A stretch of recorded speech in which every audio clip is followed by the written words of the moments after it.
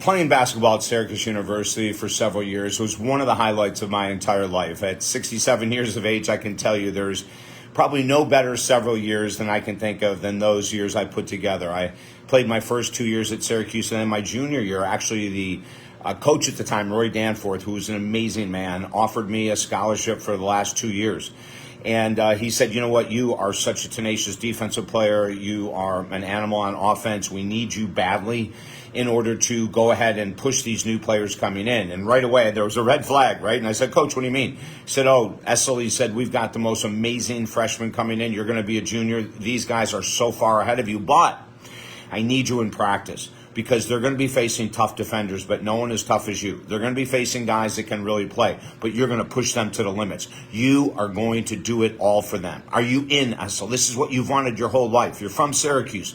To play another 2 years, wouldn't that just make your life amazing? I said, Coach, it would. He said, there's only one catch. You'll rarely, if ever, get into a game. And I remember looking at that day, that opportunity slipping out of my hands. And he said, what do you say, Essel? Are you game? I said, Coach Danforth, I've got to go think about this. He said, be here tomorrow at 2:30. And I went home that night and I had, oh my God, probably an 8-hour conversation with my roommate, Jake. We talked about the ups and downs, the benefits, the challenges. And I went the next day and Coach Danforth read it across my face. He said, you're not in. I said, Coach, I said, you know, it's full. I struggle with my studies. I said, it's 365 days basketball. For me, it's 300 days of studies. And I said, to know I'm never going to get in the game and to be there 7 days a week and to try to struggle with my studies, I just can't do it. I don't think I'll graduate. So we talked for a few minutes and then he just said, okay, I think it's time for you to leave. Now, that wasn't one of the greatest lessons I learned, but I share that as the beginning of this story to let you know that many times the goals that we have, the ultimate goals we have, will have a short lifespan. Nothing is permanent. I mean, Buddhism tells us that, right? Everything is impermanent. So my time on the court wasn't permanent, but the lessons I learned were permanent, extremely permanent. And some of these things that I'm going to say to you, especially in 2024, we're talking about not back in the 1970s. You know, the early 70s is when I played basketball at Syracuse. I think it was in 73 we went to the Final Four in San Diego. It was just an incredible couple of years. But lesson number one, I ended up loving and respecting black people more than you could have ever believed. You know, I was born in a white neighborhood pretty much. We had several black players in high school that I played against. In the summer league, I'd go to where the black players were playing because they were just so tenacious, and it made me a better player, right? But being in a locker room for 2 years, being around mainly black players for 2 years, really opened my eyes. And I fell in love with all of them. I mean, my God, you know, and there was one of my roommates who's white, Cookie Man Snyder, Michael Snyder.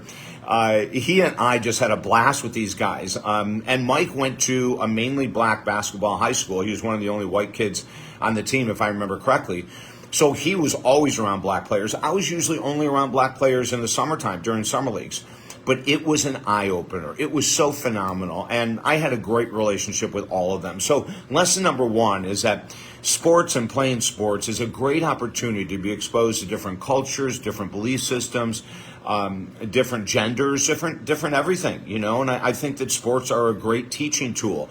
And they can really help us harmonize with each other, regardless of race, regardless of anything. I think it's one of the greatest advantages that I got playing at Syracuse University, number one. Number two, tenacity and the desire to never give up. When I went out to make the team, I was a walk-on. I did not have a scholarship coming in until my junior year when it was finally offered. But I walked in and I remember there was Coach Tommy Green and Mark Metters and a bunch of other guys, you know, and there were, I don't know, 200 guys, you know, trying out for the team, and there was only a couple slots open on the team. But I remember Tommy Green, who was my coach at the time, coming up to me and saying, you know, you are outrageously tenacious on defense. If you can keep this up, there's a chance you can make this team, which made me fly through the air, right? I was so excited that he had noticed the strength of mine. So what did that do? Oh, my God. It just drilled into me the need for me to be more determined, to be more of a fighter, to have a greater belief in myself. And through playing at Syracuse University, that all came true. Oh my God, you know, after I made the team, which was just incredible, but then playing on a regular basis against these high caliber individuals where every game I had to put out 125%. There are some individuals that were so gifted at my age in college that they could sort of cruise a little bit during the game. They could play defense tough when they had to, and then they could sort of relax, and then on offense they could tear it up. With me, it was different. My skills weren't as talented as many of the players, so my real gift was tenacity, was defensive tenacity, offensive tenacity. I remember I was called the biggest little rebounder in the East, and Syracuse University back then was a member of the Big East tournament. And I got that nickname, and even though I'm only 5'11", I loved battling for rebounds. And all of a sudden I found out, number 3, that you can often do things that you never thought you could if you'd put yourself in uncomfortable positions. So I knew for me to be able to have more playing time on the court, I had to be excellent at everything. I had to be excellent as a point guard, as a shooting guard.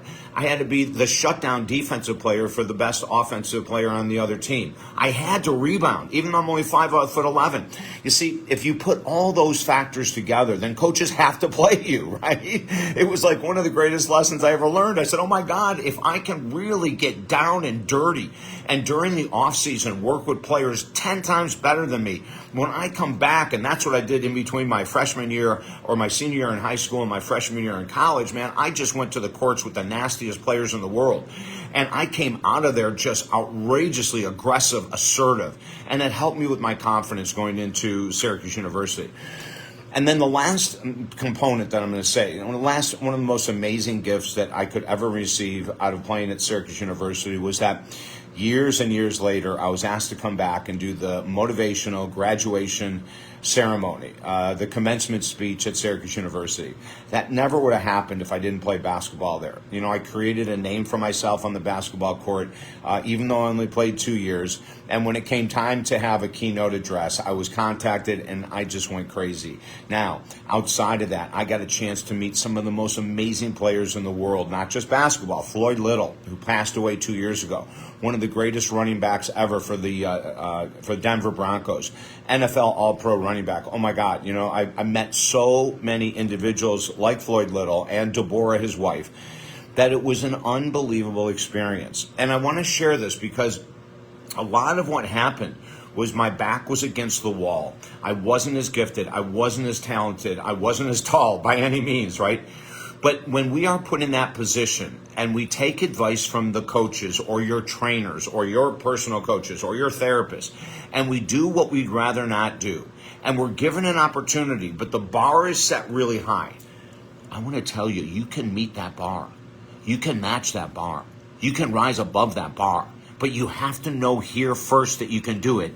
And then you've got to put it into action, nonstop action. I don't care if you're going after the job you've always wanted, the woman or man you've always wanted, if you're going after whatever it is that's going to really make a difference in your life. Get in your attitude, get in your mindset that this is yours already, that you own it. You're going to do whatever it takes to make this happen, to lose that weight, to get rid of that addiction, to save the relationship, to bond with your children because you've never bonded with them before. I mean, I can make analogies from sports to anything you might be going through, but it has to begin here with a determination that nothing is going to stop you from accomplishing that goal. Once you do that and put it into action, the most incredible things will happen in your life. If I can help you at all to become more determined, more disciplined, more organized, more focused, helping you to find what are those goals I really want to accomplish in life, reach out to me at talkdavid.com. We have specials right now with the inflation to help individuals that are struggling financially. There's 5 books on the website for free that can help you as well. I'm in your corner. David Essel here, wishing you an amazing day.